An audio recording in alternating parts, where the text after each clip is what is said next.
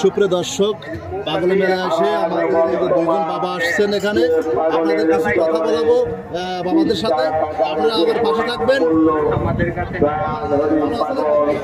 ভক্তের মনোবাসনা পূর্ণ করো। হে পাগল, তোমার আর এক ভক্ত কিছু টাকা দান করেছেন, ওনার মনোবাঞ্ছা পূর্ণ করো। শ্রী মহামানব পাগল সমাধি মন্দির, এটা সমাধি মন্দির। এবং এখানে প্রতি বছরে পশ্চিমবঙ্গ, ভারত, বাংলাদেশ থেকে নিম্ন 20 লক্ষ মানুষ এখানে এই নামের উপরে যদি কিছু নেওয়া যায়, অবশ্যই হয়তো সৃষ্টিকর্তা হয়তো মাফ করতে পারে।